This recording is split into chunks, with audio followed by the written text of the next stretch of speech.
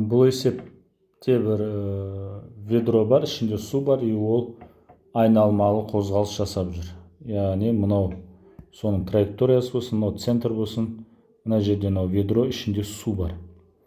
Енді бұл ведро жіпке ілінген осындай. Енді бұл ішіндегі тек қана суды қарастырамыз.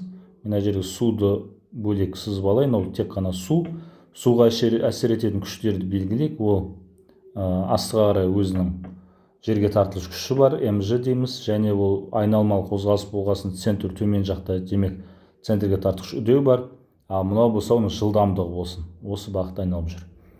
Енді су төгіліп кетпеу үшін минимум шелектен, ведродан бұл суға әсер ететін күштерді ноль дейік, яғни басқа күштер әсер етпейді.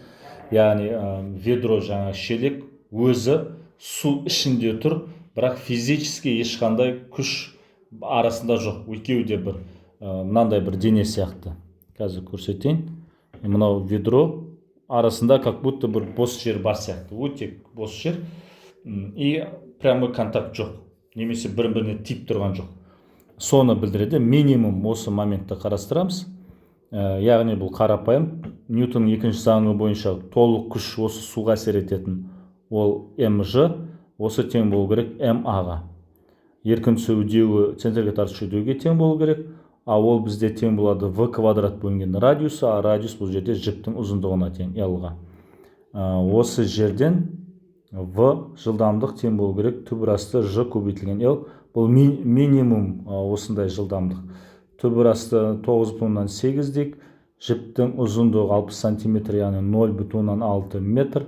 И жылдамдық примерно жобамен қазір айтамыз, калькуляторды алып есептейміз. 2,42 метр секунд деген жылдамдықпен айналса, жаңағы ведро, шелек, сол кезде ішіндегі су ең жоғарғы нүктесінде төгілмейді. Өйткені біз ең жоғарғы нүктесінде су төгілуі мүмкін, сондықтан ең жоғарғы нүктесін қарастырдық траекторияның. Төменге қарай еркін түсу үдеуі. Минимум осындай жылдамдық болу керек, чтобы су төгіліп кетпеу үшін. Бұл көріп отырсыздар, яғни ай сияқты, айда төмен жерге қарай күш әсер етеді, жылдамдығы осы бағытта. Мына жылдамдық болғандықтан ол төмен қарай түспейді, былайша айтқан кезде. Мына жерде дәл сондай жылдамдық солға қарай, астыға қарай күш бар, бірақ астыға қарай қозғалмайды, өйткені солға қарай жылдамдығы бар, и осы бір траекторияда қалып қояды, төменге қарай құламайды. Так, енді жіптің керілу күшін табайық. Ең жоғарғы нүктесінде. Енді демек біз нені қарастырамыз? Ведроны қарастырамыз. Шелек дейді қазақша. Сол ведроны қарастырайық. Міне бұл жіпке ілінген. Демек астыға қарай не болып Т деген күш бар. Және өзінің салмағы бар. М1 дейік, ведроның массасын. И ішінде су бар, бірақ су жоғарыда айтқандай бұл ведроға әсер етпейді. Астыға қарай үдеуі бар, центрге тартқыш үдеу. Демек Ньютонның екінші заңы бойынша Т қосылған m1ж тең болады m1a. Енді дәл осы міне көріп отырсыздар, үдеу ол мына еркін түсу үдеуіне тең, өйткені дәл осы жылдамдықпен келе жатыр. Демек мынау қысқарып кетеді. Ең жоғарғы нүктесінде жіптің керілу күші 0-ге тең.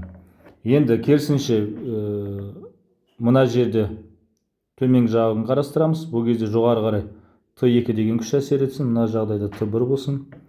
Астыға қарай бұл ведро сумен бірге. Бұл жерде уже арасында су мен ведроның арасында контакт бар. Демек общий қарастырамыз. И общий массасы mg төменге қарай. Шелек пен ведро мен судың массасы ол бізде берілген 2 кг. И жоғары қарай центрге тартқыш үдеу бар. Енді Ньютон екінші заңы бойынша Т2 минус mg тең болу керек ma.